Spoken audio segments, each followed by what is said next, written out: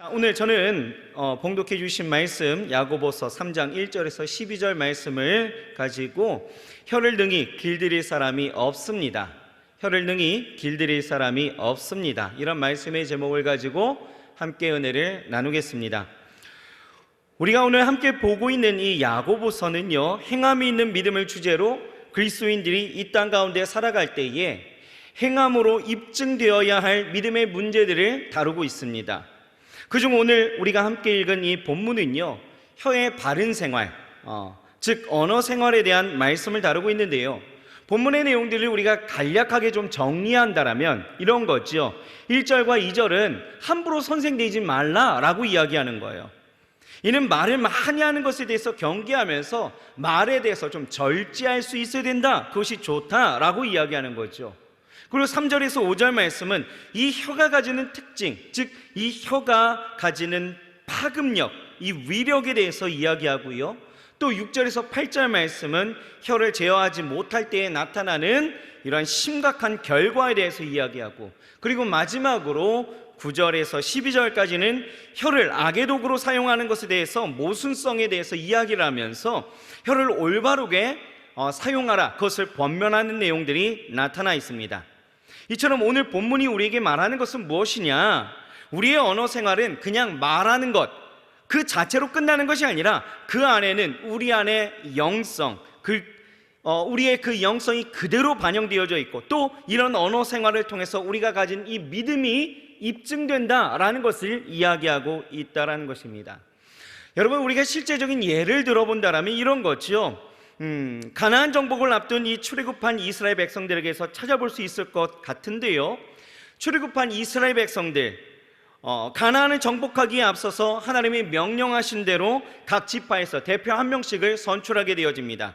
그렇게 12명이 가나안 정탐을 떠나게 되어지는데, 이 정탐을 마치고 돌아온 이 12명의 이 고백을 우리가 들어본다면 어떻습니까? 저들은 분명 같은 땅, 같은 환경을 보았음에도 불구하고 서로의 말이 달랐던 것은 이 평소의 언어 생활이 믿음과 직결되어 있음을 우리는 알 수 있다는 것이죠. 여러분, 저는요, 하나님이 주신 가장 큰 축복이 무엇일까라는 것을 생각해 본다면 여러 가지가 있겠지만 그 중에 하나가 바로 언어, 말이다라고 생각을 합니다. 인간은요, 언어, 말을 통해서 자신의 감정과 느낌, 나타내고자 하는 모든 것을 표현하면서 살아가게 되어지는데, 이런 표현은 사람과 사람 간의 소통을 이루는 통로가 되어서 이 말 한마디가 사람이 살아가는데 굉장히 중요한 영향력으로 작용되어져 있다라는 것입니다. 말이 굉장히 중요하다라는 거예요. 여러분, 연예인들 가운데 특히 이 칭찬을 참 많이 받는 연예인이 있죠. 누구입니까? 유재석. 아마 단연코 다 그렇게 이야기를 할 것 같아요. 이 유재석 씨가 말로 소통하는 이 방법에 대해서 10가지를 이야기를 하더라고요. 그래서 제가 여러분들에게 좀 소개하고자 합니다. 여러분들이 아마 잘 기억하신다면 아마 도움이 굉장히 많이 될 거라고 생각을 하는데요. 자, 10가지. 첫 번째는요, 앞에서 할 수 없는 말은 뒤에서도 하지 마라. 뒷말은 가장 나쁘다, 이렇게 이야기를 합니다. 두 번째는 말을 독점하면 적이 많아진다. 적게 말하고 많이 들어라. 들을수록 내 편이 많아진다. 세 번째는요, 목소리의 톤이 높아질수록 뜻은 왜곡된다. 흥분하지 마라. 낮은 목소리가 힘이 있다. 그래서 오늘 제가 작게 얘기할 거예요. 네 번째, 제 성격상 그게 안 돼요. 네 번째, 귀를 훔치지 말고 가슴을 흔드는 말을 해라. 듣기 좋은 소리보다 마음에 남는 이야기를 해라. 공감이 되시나요? 되십니까? 점점 좀 되셔야 될 것 같아요. 여섯 번째는, 칭찬에 발이 달렸다면 험담에는 날개가 달려있다. 나의 말은 반드시 전달된다. 허물은 덮어주고 칭찬은 자주 해라. 그리고 일곱 번째는요, 뻔한 이야기보다 뻔한 이야기를 해라. 즐거운, 디즈니만큼 재밌게 하라. 여덟 번째는요, 말을 혀로만 가지고 하지 말고 눈과 표정으로 말해라. 비언어적 요소가 언어적 요소보다 힘이 있다. 그리고 9번째는요, 입술의 30초가 마음의 30년이 된다. 나의 말 한마디가 누군가의 인생을 바꿀 수도 있다. 10번째는요, 혀를 다스리는 것은 나이지만 내 뱉어진 말은 나를 다스린다. 함부로 말하지 마라. 한 번 말한 것은 책임져라. 이렇게 이야기를 합니다. 구구절절 좋은 이야기인 것 같습니다. 그렇죠? 제가 이 글을 보면서 와, 설교보다 은혜롭다 이렇게 생각하기도 했는데요. 아무튼 제가 이 글을 보면서 10가지 중에서 유독 제 눈에 가장 띄어진 것이 하나 있다라면 그것은 바로 9번째입니다. 바로 입술의 30초가 마음의 30년이 된다. 무슨 얘기입니까? 혀는요, 말은 그만큼의 영향력과 파급력이 있다라는 것이에요. 여러분, 실제로 그렇습니다. 말이 갖는 위력은 대단해요. 오늘 본문 3절 말씀을 보게 되어지면 이렇게 나와져 있죠. 같이 한번 읽어볼까요? 시작. 우리가 안 나왔네요. 3절. 네, 시작. 우리가 말을 순종케 하려고 그 입에 재갈 먹여 온몸을 억어하며. 여기서 우리가 체크해야 될 단어가 하나 있다라면 그것은 재갈입니다. 재갈. 말에게 재갈을 물릴 때에 여러분, 힘을 놓고 보면 이 말과 사람은요, 비교가 안 될 정도로 이 말이 힘이 굉장히 세지요. 엄청난 힘을 가지고 있습니다. 그래서 자동차의 파워도 뭐라고 표현하고 있어요? 마력, 이렇게 이야기하잖아요. 맨마력이다, 뭐 이렇게 표현하는데요. 그런데 놀랍게도 그렇게 힘이 센 말에게 재갈 하나만 물려놓으면 사람이 이끄는 대로 순순히 따라간다는 거예요. 재갈이라는 것은 굉장히 작은 것이지만 그렇게 큰 힘이 있다라는 것이죠. 자, 4절 말씀 보시죠. 4절 같이 한번 읽어볼까요? 시작. 또 배를 보라. 그렇게 크고 광풍에 밀려가는 것들을 지극히 작은 키로 사공의 뜻대로 운전하나니. 자, 여기서 체크해야 될 단어는 키입니다. 키. 샤이니의 키가 아니고요, 신장의 키도 아니죠. 여기서는 키가 바로 뭐예요? 배를 조종하는, 그죠? 핸들이 있죠. 조정 핸들이죠. 배는요, 야고보가 살던 이 1세기 가운데에서 당시 운송 수단 중에서 가장 큰 것 중에 하나입니다. 그렇게 큰 배도요, 배 전체의 방향을 잡아주는 것은 의외로 작은 것, 뭐예요? 키에 있다라는 거예요. 사공은 그 작은 키를 조정해서 큰 배를 움직이는 거죠. 또 5절 말씀을 볼까요? 5절 시작. 이와 같이 혀도 작은 지체로 돼 큰 것을 자랑하도다. 보라, 어떻게 작은 불이 어떻게 많은 나무를 태우는가. 여기서 우리가 가져야 될 포인트는요, 작은 불입니다. 여러분, 가끔 큰 산불이 일어날 때를 보면 누군가 무심코 버린 담배꽁초에서 시작된 경우들이 많이 있죠. 작은 불이 큰 숲을 다 태우는 것처럼 혀도 마찬가지라는 거예요. 재갈, 키, 작은 불, 이런 것들이 작은 것이 혀와 마찬가지로, 이 혀도요, 인간의 신체 기관 중에 극히 작은 것이지만 이 혀에는 위력이 있어서 그 사람의 운명 전체를 바꿀 수 있는 놀라운 힘을 가지고 있다라는 거예요. 여러분, 제가 여러 사람들하고 이제 상담을 하게 되어지면 뭐 자존감이 떨어져서 인생에 원치 않는 어려움을 겪는 사람들도 있고요, 늘 아웃사이드처럼 공동체에 속하지 못하고 외롭게 살아가는 사람들도 있고요, 뭐 강박증이나 공황장애를 겪으면서 참 힘들게 어렵게 살아가는 사람들도 있고요. 이런 지체들과 상담을 많이 하게 되어지는데, 이런 류의 사람들을 보게 되어지면 공통적인 것이 있더라고요. 뭐 다는 아니겠지만 대개의 경우가요, 말에 대한 상처로 삶을 건강하게 살지 못하는 것이었습니다. 여러분, 우리가 생각해 본다면 지금까지 살아오면서 내면의 상처를 입은 적이 있다면 한번 생각해 보세요. 오랜 세월이 지나도록 가슴이 뛰거나 흥분되거나 눈물을 흘리려고 했던 그러한 여러 가지 사건들이 있는데, 그렇게 나를 그렇게 어렵게 하고 상처를 남기게 했던 그 상처, 무엇 때문이었던가요? 거의 대부분 보게 되어지면 말로 인한 상처였을 것입니다. 그런데 이 말에 대한 상처는요, 뭐 멀리 있는 사람, 뭐 나와 상관이 없는 사람, 뭐 이런 사람들이 준 것이 절대 아니에요. 대부분의 경우가 가장 가까운 사람들, 뭐 가족, 친구, 교회 안에서의 뭐 동역자, 뭐 이런 사람들이죠. 그들이 의도적이든 그렇지 않든지 간에 그냥 툭 던진 말 때문에 우리 안에 남겨진 상처들이 굉장히 많이 있던 것입니다. 자기는 아무것도 아닌 것으로 말을 했다 할지라도 그 말 한마디가 한 사람의 인생을 뒤흔들고 또 공동체를 파괴하고 어그러뜨리는 엄청난 위력을 보인다라는 거예요. 이처럼 말이라는 것은 굉장히 큰 힘이 있어요. 말의 위력이라는 것이요, 주로 이렇게 또 외부적으로 발생하기도 하지만 때로는요 또 자기 스스로가 말의 올무를 메어서 그 위력 가운데에서 살아갈 때가 있다라는 것이죠. 뭐 예를 들면 이런 거예요. 어떤 어려운 일들을 만나게 되면 자기 스스로가 이렇게 이야기를 하죠. 에휴, 그럼 그렇지, 내가 뭘 할 수 있겠어, 나 같은 사람이 뭐 할 줄 안다고. 여러분, 이게 겸손이 아니다라는 거죠.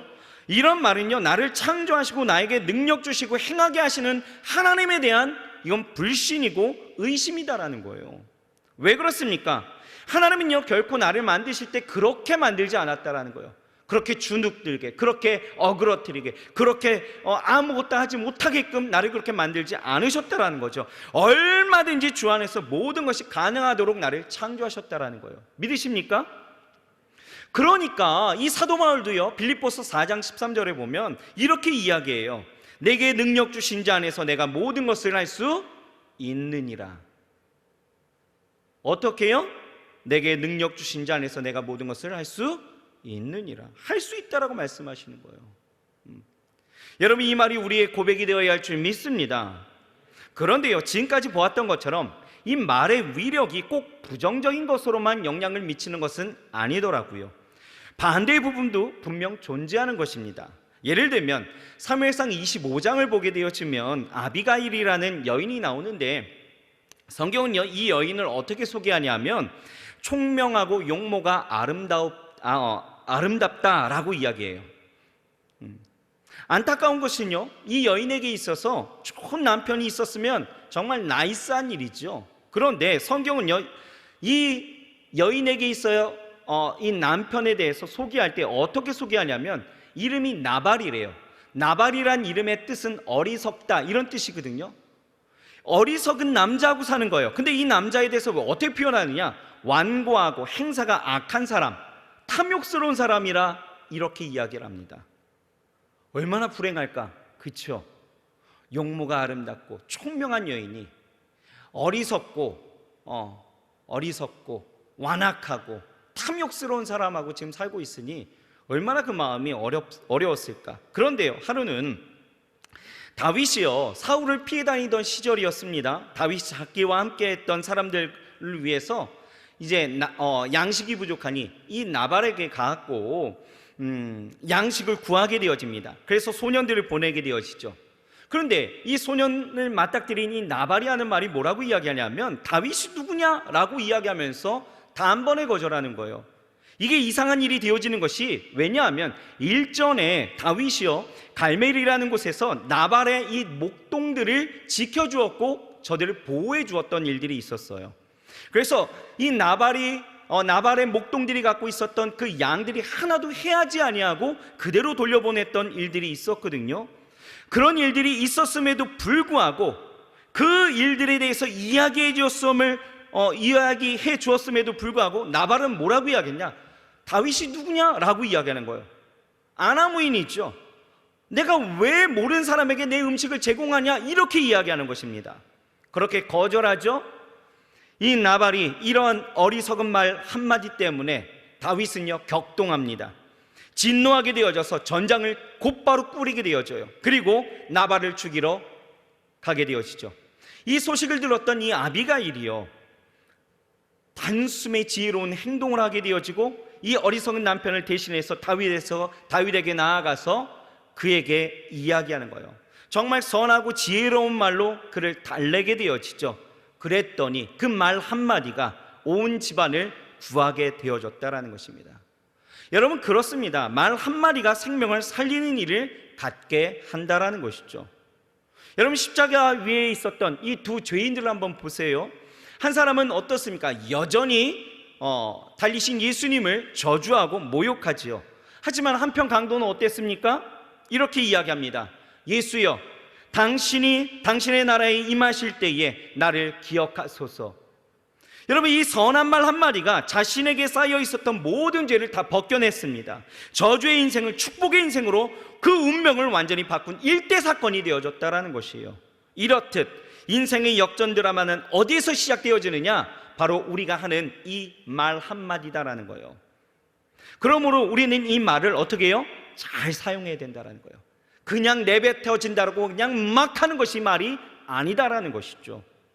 자, 6절 말씀을 한번 보실까요? 6절은 이렇게 이야기합니다. 같이 읽어볼까요? 시작. 혀는 곧 불이요 불의의 세계라. 혀는 우리 지체 중에서 온몸을 더럽히고 생의 바퀴를 불사르나니 그 사르는 것이 지옥불에서 나느니라. 혀는 곧 뭐라고요? 불이래요. 불이 그렇습니다. 불은요, 잘 사용하면 매우 유익한 것이죠. 하지만 잘못 사용하면 참으로 무서운 결과를 가져오는 것입니다. 이처럼 말을 어떻게 사용하느냐에 따라서 결과가 완전히 달라질 수 있다는 거예요.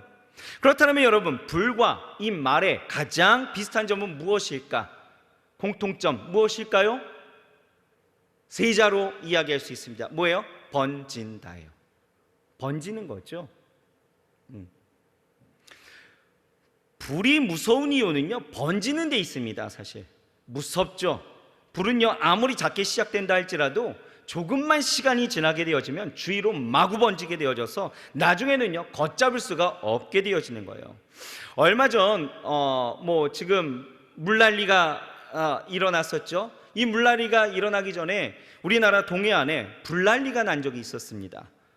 제가 6월 달에 있었던 이 우리 캠프를 위해서 답사를 강원도 동해로 우리 교역자님들하고 같이 다녀오는데 깜짝 놀랐던 것은요, 온 산이 그냥 새까만 거예요. 그을려 있다라는 거죠.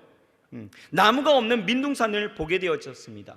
TV로만 보던 그 산불의 위력을 제 눈으로 직접 보게 되어지니까 야, 이거 진짜 무섭다, 이런 느낌이 들더라고요.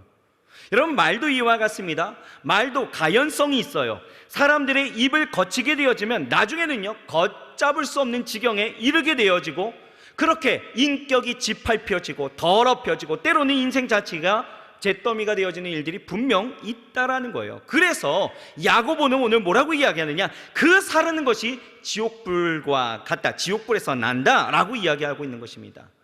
여러분, 말과 불 이렇게 유사성이 있지만요, 사실은 불보다 무서운 것이 말입니다. 왜 그렇을까요? 왜 그래요?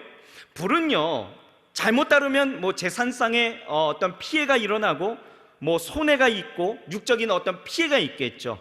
때로는 재산상의 피해로 인해서 마음도 좀 상할 것 같아요. 하지만 말이라는 것은요, 잘못 사용하게 되어지면 마음과 육신적인 어떤 피해뿐만 아니라 우리의 영혼이 파멸되어진다는 거예요. 그래서 말이 더 불보다 무섭다라는 거죠. 여러분, 마태복음 5장 22절을 보게 되어지면 이렇게 말씀하고 있습니다. 같이 한번 읽어볼까요? 시작. 나는 너희에게 이르노니 형제에게 노하는 자마다 심판을 받게 되고 형제를 대하여 라가라 하는 자는 공회에 잡히게 되고 미련한 놈이라 하는 자는 지옥불에 들어가게 되리라. 여러분, 이 말씀 잘 보셔야 돼요. 주님께서 형제를 향하여서 미련한 놈이라고, 바보 같은 놈이라고 하는 자마다 지옥불에 들어가리라 경고하십니다. 왜 그렇습니까? 왜요? 다른 이유 아니에요. 그것은 그 영혼을 저주하여 파멸케 하는 말이기 때문에 그 영혼을 죽게 하는 자는 영원한 멸망에 이르게 된다는 것이죠. 그러니 우리는 뭐 해야 돼요? 말 조심해야 된다는 거예요. 함부로 말해서는 안 된다는 거죠. 우리는 쉽게 다른 사람들을 향해서 욕지거리도 참 많이 하죠. 그러면서 그냥 쉽게는 이 바보 같은 놈, 머저리 같은 놈 이래요. 놈만 쓰니까 형제들이 남자들만 그런가 하겠지만, 여러분, 자매를 비유하는 속어를 쓰면 설교가 은혜가 안 되잖아요. 그래서 이해하시고요. 여기서 놈이라는 것은 놈자자를 쓴 거죠. 그러니까 바보 같은 사람을 뜻하는 것임을 이해하시고, 아무튼 우리는 유익하고 아름다운 이 언어 생활을 우리는 할 수 있어야 된다라는 것입니다. 그래서 사도 바울은 이런 언어 생활이 공동체에 가지고 오는, 그리고 개인에게 오는 영향력이 심각하기에 우리에게 오늘 권면하는 것이 있어요. 뭐라고 권면하느냐? 1절입니다. 1절 같이 한번 읽어볼까요? 시작. 내 형제들아, 너희는 선생된 우리가 더 큰 심판 받을 줄을 알고 많이 선생되지 말라. 뭐 하지 말라고요? 선생되지 말라. 여기 우리 초등학교 선생님들 저희 계시는데 선생되지 말래요. 이 말에는요, 두 가지의 의미를 우리가 생각해야 되는데요, 첫 번째는 선생은 교권이 추락한 지금의 선생을 의미하는 좀 달라요. 당시 선생이라 불리는 이 랍비 계층은요, 대단한 존경과 특권을 누렸습니다. 말하자면 지금의 판검사, 교수, 의사, 어떤 이런 선망의 대상의 인기 직종이었던 거죠. 그렇기에 당시 사람들은요, 너도 나도 다 랍비 되기 위해서 많이 애썼다라는 거예요. 야고보는 바로 이 점을 경계하면서 선생 되지 말아라 라고 이야기했는데, 왜 그랬을까요? 무슨 말이냐면 랍비라는 직분이 가져오는 어떤 책임과 사명이 아닌 그저 그냥 인기, 박수, 또 존경, 특권만을 보면서 선생되고자 했기 때문에, 그러려면 아싸리 선생되지 말라라고 이야기하는 거예요. 여러분, 며칠 전이었죠. 이 수도권과 경기 북부 또 인천 지역에 홍수 피해가 심각했습니다. 안타깝게도 20여 명의 사상자가 발생했고요, 수많은 이재민들이 생겼죠. 이때에 며칠이 지나고 나서 한 정당의 국회의원들이요, 수재 현장을 찾게 되어집니다. 돕겠다라고 나선 거예요. 이때 한 의원이요, 한 말이 정말 경악해 했습니다. 뭐라고 이야기했느냐? 이렇게 이야기해요. 솔직히 비 좀 왔으면 좋겠네. 사진 잘 나오게. 이게 무슨 망언입니까 지금? 그죠? 야고보가 왜 선생되지 말라라고 이야기하느냐? 랍비가 랍비로서 사명과 책임을 다하지 못하고 그에 합당한 삶을 살지 못하면서 그냥 기타 콩고물에만 신경 쓰는 그 모양이니, 그러려면 선생되지 말라라는 거예요. 그리고 두 번째는요, 선생은요, 직무상의 도덕적 판단을 내려야 하고 그것이 옳은지 틀린지를 늘 말해야 되는 위치이기 때문에 어떤 직무 특성상 늘 비판적일 수밖에 없었다라는 거예요. 당시에 책임과 사명도 감당하지 못하면서 비판만 한다라면 선생의 직무가 가져오는 폐단이 크다라는 거죠. 그렇게 생각했기 때문에 선생되지 말라라는 거예요. 자격을 갖추지 않은 채 비판만 하려고 한다라면 그 태도는 잘못됐다라는 거예요. 그렇게 해서는 안 된다라는 거죠. 여러분, 우리가 하는 말의 실수의 가장 두드러진 부분이 뭔지 아십니까? 틀렸다라고 이야기하는 거예요. 선생되어서 이야기하는 거죠. 틀렸다라고 이야기합니다. 비판자적인 입장 가운데서 자신의 입장과 다른 견해나 방향이 제시되어지고 또 그런 행동이 보이면 우리는 쉽게 틀렸어, 잘못됐어 라고 이야기를 합니다. 그러면서 판단하기를 즐겨하죠. 그리고 나와 다르면 정죄합니다. 스스로 선생 노릇하려는 그 악습이 우리 가운데 몸에 배어져 있다는 거예요. 이처럼 타락한 인생은요, 다른 사람의 약점을 잡아내는 데는 모두 전문가 수준이에요. 나는 의롭고 당신은 의롭지 못하다라고 말하고 있다라는 것이죠. 여러분, 바라기는요, 비판을 하려거든 그만큼의 충분한 자격과 책임을 가져야 합니다. 그렇지 않고 그런 자격도 인격도 책임도 없으면서 비판한다라는 것은 온전치 않다라는 거죠. 그래서 마태복음 7장 2절을 보면 이렇게 말씀하고 있어요. 같이 한번 읽어볼까요? 7장 2절 시작. 너희의 비판하는 그 비판으로 너희가 비판을 받을 것이요 너희의 헤아리는 그 헤아림으로 너희가 헤아림을 받을 것이니라. 여러분, 선생의 자리에서 내려오십시오. 선생의 자리에서 대안도 없고 그저 비판하기를 즐겨하는 마음으로 비판만 한다라는 것, 이것은 여러분 교만입니다. 자신은 죄인이 아닌 척 정죄하고 비판하면서 깎아내리는 것, 이것은 철저한 여러분 교만입니다. 다른 사람들이 무조건 틀렸다라고 나만 맞다라고 생각하는 것, 여러분 교만이에요. 사도 바울은요, 로마서 3장 10절에서 12절에 분명히 이렇게 이야기하거든요. 기록한 바 의인은 없나니 하나도 없으며 깨닫는 자도 없고 하나님을 찾는 자도 없고 다 치우쳐 한 가지로 무익하게 되고 선을 행하는 자 없나니 하나도 없도다, 이렇게 말씀하고 있습니다. 모두가 죄인인데 누가 누구를 비판하고 누가 누구를 틀렸다라고 이야기할 수 있겠냐, 이 말인 거예요. 여러분, 본문 2절을 볼까요? 같이 한번 읽어봅시다. 시작. 우리가 다 실수가 많으니 만일 말에 실수가 없는 자면 곧 온전한 사람이라 능히 온몸도 굴레 씌우리라. 우리가 죄인이에요. 또 그런 연약함으로 뭐가 많아요? 실수가 많다라는 거죠. 인간이 타락할 때 이 혀도 타락했다라는 거예요. 그러니 우리는 실수가 많은 거예요. 실수가 없으면 온전한 자래요. 실수가 없는 자가 없다라는 얘기죠. 온전한 자가 어디 있습니까? 그럼에도 우리는 전혀 실수하지 않을 수 없겠지만 그래도 이런 말의 실수를 우리는 줄여가면서 사는 것이 지혜로운 인생이다라는 것입니다. 우리는 이런 말의 실수, 그리고 이 혀를 잘 간수해야 되는 거예요. 자, 그러면 이 혀를 잘 간수하려면 어떻게 해야 될까? 간단하게 여러분 세 가지만 말씀드립니다. 첫째는요, 혀를 길들일 수 없다는 것을 우리는 깨닫고 항상 인정해야 합니다. 다시 말해서 우리의 혀를 온전히 길들일 수 있는 분은 내가 아니라 누구다? 하나님이시다라는 거예요. 하나님 한 분밖에 없다라는 것이죠. 여러분 7절에서 8절 말씀 본문 같이 한번 읽어봅시다. 시작. 여러 종류의 짐승과 새며 벌레와 해물은 다 길들므로 사람에게 길들었거니와 혀는 능히 길들일 사람이 없나니 쉬지 아니하는 악이요 죽이는 독이 가득한 것이라. 여러분 저희 집에는요 강아지 2마리를 길러요. 이름이 소망이하고 달콩인데요, 이 녀석들이요 머리가 그리 좋은 것 같지는 않습니다. 하지만 시간을 두고 가르치니까요 이 동물들이 길들여지더라고요. 배변도요 패드에만 합니다. 밥 달라고 할 때는 앉아서 기다립니다. 손하면 손도 주고요, 그렇게 길들여지더라고요. 여러분 뭐 강아지는 뭐 그럴 수 있다 치죠. 물고기도 길들여지더라고요. 희한하죠. 저희 집 앞에 가면 이마트가 있는데 이마트 가면 그 뭡니까 그 어항 파는 그곳에 수족관이 있고 물고기들이 참 많이 있어요.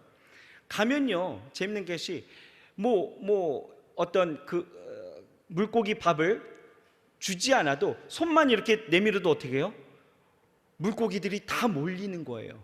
뭡니까? 길들여진 거죠. 아, 사람이 와서 뭔가 길쭉한 거를 이렇게 뻗으면은 나에게 먹을 것이 온다, 뭐 이런 거에 길들여진 거 아니겠습니까? 여러분 동물들 뭐 이런 거 다 길들여져요. 하지만 혀는 다르다라는 거예요. 인간의 혀만큼 사람의 뜻대로 움직여지지 않는다라는 것입니다. 아니 오히려 세월이 흐르면 흐를수록 혀는 더욱더 말을 안 듣는 경향이 있다라는 것입니다. 우리는 실제로 우리의 삶의 자리에서요 자신의 마음과 또 의지대로 움직여주지 않고 침묵하지 못하는 이 혀 때문에 겪는 일들이 얼마나 많은지 몰라요. 여러분 혹여 이런 경우들이 있지 않습니까? 생각으로는 이 말은 지금 하지 말아야지 하는데 입은 이미 말하고 있어요. 어떻게 해요? 상대를 두고 이렇게 이야기하죠. 아, 내가 이 말은 안 하려고 했는데. 안 하려고 했으면 뭐 해야 되는 거예요? 안 해야 되는 거예요. 안 해야 하는데 지금 하고 있는 거죠. 또 이렇게 이야기합니다. 아, 기분 나쁘게 생각하지 말고 들어봐. 이건 이 말이 떨어지자마자 여러분 어떻게 됩니까? 상대가 기분이 나쁠 준비가 되어져 있다는 거예요. 그러면 듣는 여러분들은 여러분 어떻게 될까요? 여러분 얼른 피하십시오. 안 하지 않아요. 꼭 합니다. 그러니 이럴 때는 대화를 빨리 중단하고 피하는 것이 여러분 지혜로운 거예요. 그러면 이처럼 우리가 스스로 다스리기 어려운 이 혀와 마음을 다스릴 자가 누구일까를 생각해 본다면 나는 할 수 없어요. 누가 할 수 있느냐? 오직 한 분, 하나님밖에 할 수 없는 거죠.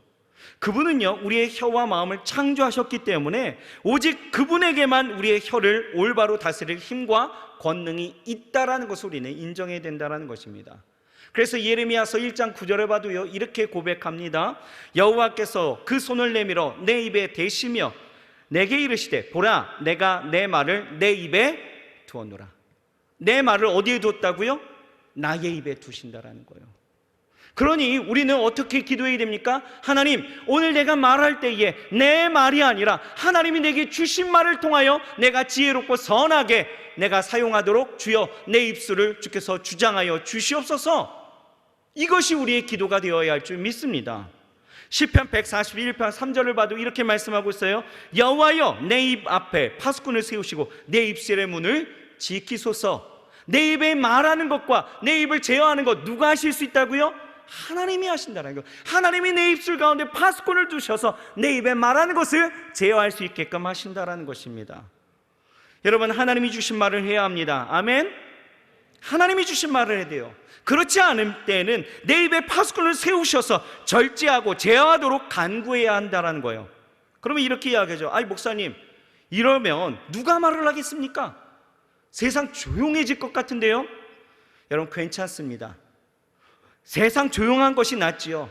말하여서 범죄하고 상처 주고 가정과 교회와 공동체를 깨뜨리는 것, 이것보다는요 조용한 것이 100번 1000번 만번 낫다라는 거예요. 우리의 입술이 늘 하나님의 말씀으로, 그리고 하나님이 주신 말로서 우리가 나아갈 수 있음에 여러분, 그것이 가장 선하고 아름다운 것이 되어질 줄 믿습니다.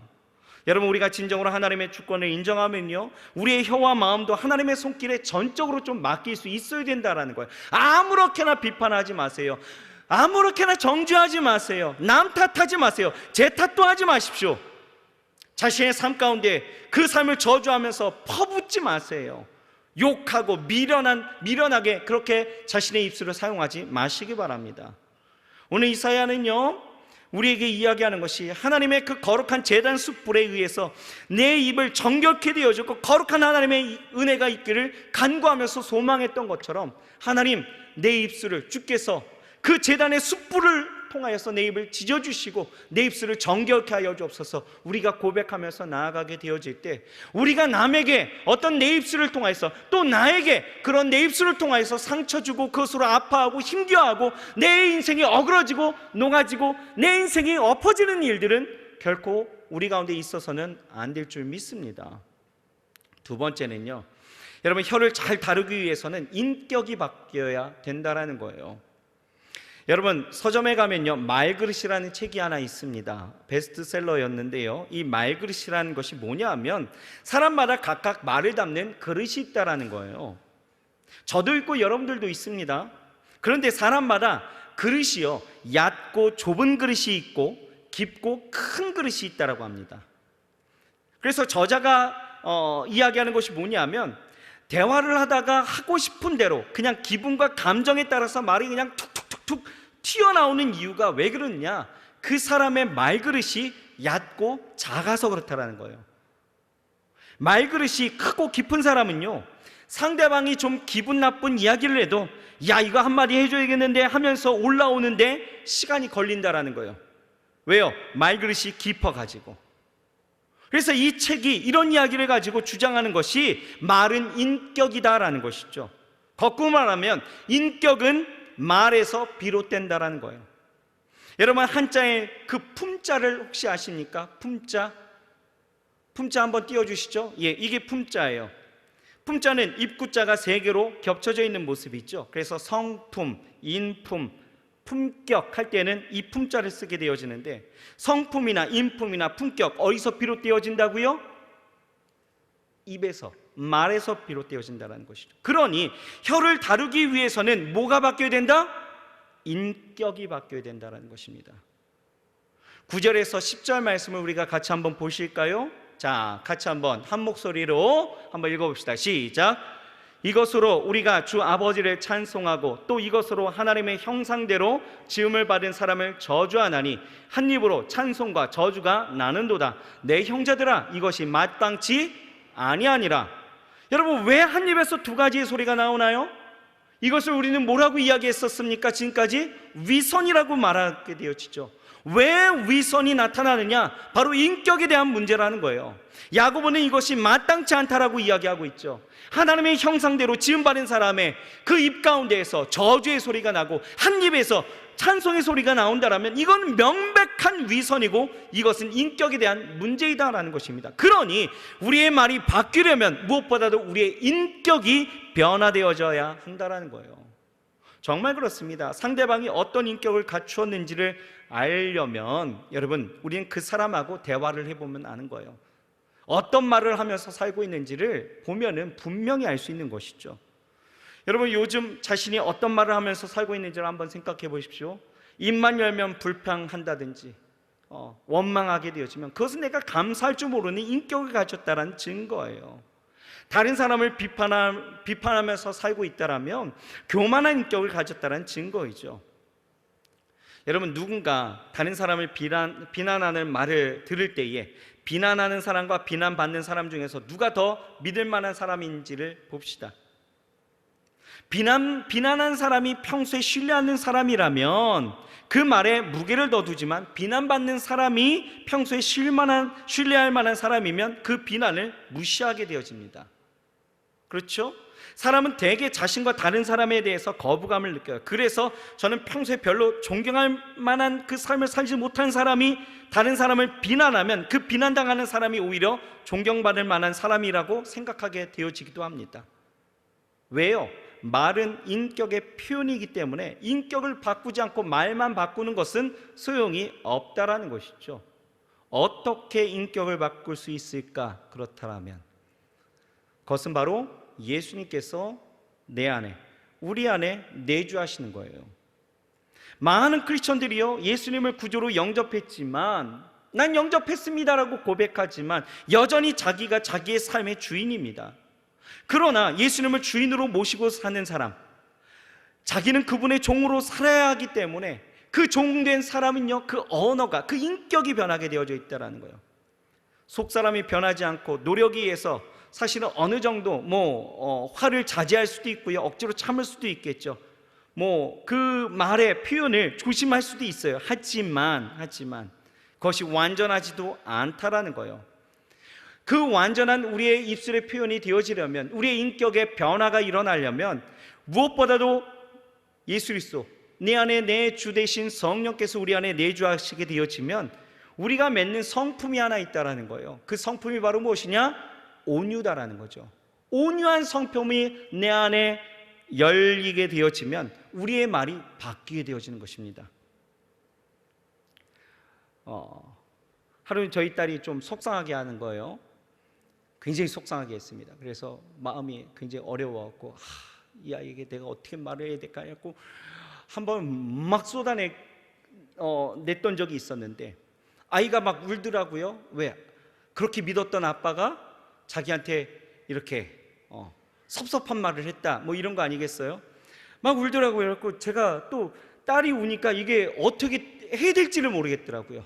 야, 이거 어떻게 할까? 그러다가 시간이 지났습니다. 시간이 지나면서 제가 기도한 게 하나 있었어요. 하나님, 내가 딸에 대해서 이렇게 얘기하는 것, 우리 딸이 섭섭하지 않게 듣기를 원합니다.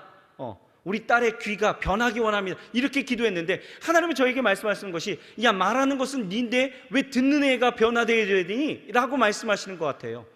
그래서 하나님, 그럼 제가 어떻게 할까요? 라고 고백하니 하나님이 주시는 마음이 그런 것 같아요. 너의 마음에 온유함이 있으면 되는 거 아니겠니? 라고 하시는 것 같아요. 그래서 하나님 앞에 기도했습니다. 하나님, 나에게 온유함을 주시옵소서. 어떤 상황 가운데서도 내가 그렇게 흔들리지 아니하고 어떤 상황 가운데서도 이 아이를 침착하게 잘 양육할 수 있는 나에게 그 지혜와 온유함을 주시옵소서 기도했습니다. 그런데요, 이런 비슷한 일들이 그 아이에게서 또 한 번 일어나게 되어졌을 때에 그때는 다르더라고요. 내 안에 온유함이 생긴 것 같아요. 하나님이 주신 은혜가 있더라고요. 그래서 이 아이에 대해서 다시 정말 아름다운 결론을 맺을 수가 있었는데, 여러분, 정말 온유함이 우리 안에 있으면 되는 거예요. 우리 마음이 바뀌어야만 됩니다. 여러분, 항상 하나님이 주신 그 성품을 따라서 우리가 말을 하게 되어지면 분명히 그 말은 은혜가 되어지고 그 말 통하여서 다시 한번 살아나는 은혜가 우리 가운데 나타나게 되어질 줄 믿습니다. 마지막 셋째는요, 혀를 긍정적으로 써야 된다는 거예요.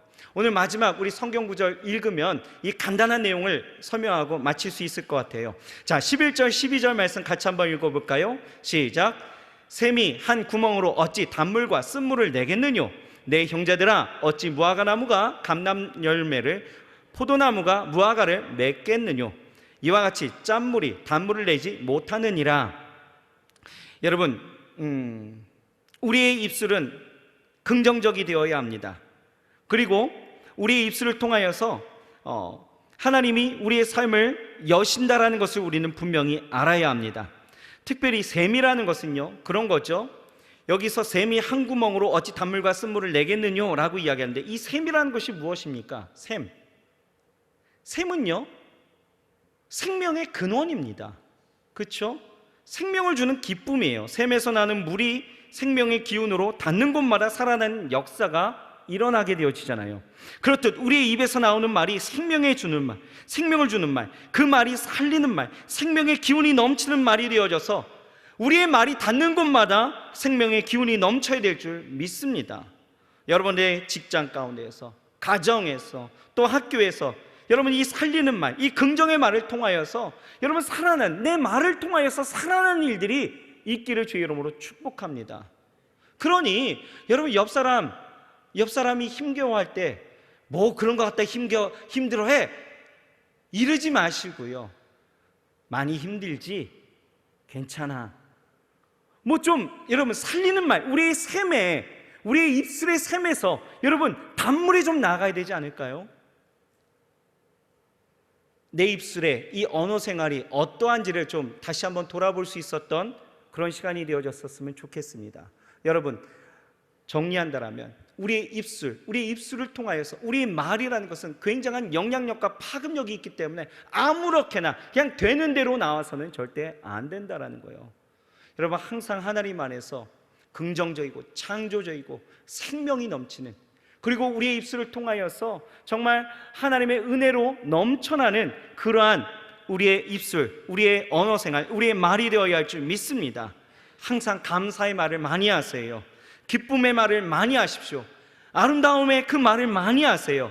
사실 그렇잖아요. 목사님, 감사하지 않은 일들이 그렇게 많이 있는데 어떻게 감사합니까? 여러분, 노홍철 씨가 우리에게 했던 이야기가 하나 있었어요. 제가 그 말을 듣고 굉장히 충격을 받았는데, 사람이요 행복해서 웃는 게 아니래요. 웃으니까 행복해지는 거래요. 저 그 말에 굉장히 동감했습니다. 여러분, 우리의 말도 그런 거 아니겠어요? 우리가 감사한 일이 있기 때문에 감사하는 게 아니에요. 감사하는 말을 하게 되어지면 감사하는 일이 나타나게 되어지는 거죠. 그 삶의 환경이 우리에게 다가온다는, 그게 말의 위력인 거예요. 그러므로 여러분, 항상 아침에 일어나서요, 회사 가기 싫어 죽겠는데, 여러분 죽겠다라고 이야기하지 마시고요, 아침에 일어나실 때 하나님 나에게 상쾌한 하루를 주셔서 감사합니다, 이 한 날 또 주 안에서 승리하게 하여 주옵소서. 아멘도 없어. 공감이 안 되는 거야. 목사님 죽겠는데요. 여러분 죽겠는 그 상황 속에서도 여러분 해보세요. 아침에 일어나서 여러분 하나님 감사합니다. 나에게 생명 주셨으니 또 이 한 날 또 멋지고 또 아름답고 힘차게 하나님 승리하면서 살아가게 하시옵소서. 여러분 좀 우리의 입술의 그 샘 가운데에서 생명이 넘쳐나는 그러한 역사, 그러한 말이 우리 가운데 있어야 될 줄 믿습니다. 여러분 아름답게 말하시길 바랍니다. 상처 주지 마시고요, 항상 비판하지 마시고 정죄하지 마시고 항상 우리 입술 가운데서 하나님이 주신 말로 가득하여지기를 여러분 주의 이름으로 축원합니다. 기도하겠습니다. 하나님 감사합니다. 우리의 말이 어찌 그렇게 중요한지 하나님 다시 한번 깨닫게 하시니 감사합니다. 하나님 늘 비판하고 선생의 자리에서 늘 조롱하고 또 어떨 때에는 사람의 그 마음까지 후벼파는 그러한 여러 가지의 말들을 통하여 하나님 우리의 삶의 거처 가운데 깨어지고 또 어그러지는 일들이 얼마나 많이 있었습니까? 하나님, 오늘 이 시간에 우리의 입술, 이 말을 주께서 제어하여 주시고 주장하여 주셔서 아버지 하나님이여, 이제는 우리의 입술을 통하여 아름답고 또 생명을 살리고 긍정적이고 창조적이며 감사로 풍성하고 또 무엇보다도 하나님이 주시는 말을 통하여서 나아갈 수 있도록 그렇게 지혜롭게 말함으로 인하여서 우리의 삶의 그 자리자리마다 정말 하나님이 주신 생명력으로 넘쳐 흐르는 놀라운 역사가 있게 더하여 주시옵소서. 하나님, 우리의 입술에 이 말이 우리의 믿음입니다. 이 말이 우리의 영성입니다. 하나님, 변질되어졌고 위선적인 그러한 믿음과 그러한 영성되어지지 아니하도록 하나님, 이제는 오직 주께서 주시는 말씀을 통하여 나아갈 수 있는 우리 모두가 되게 하여 주시옵소서. 하나님 함께 하심을 믿고 의지하며 예수님의 이름으로 감사하며 간절히 기도드렸사옵나이다. 아멘.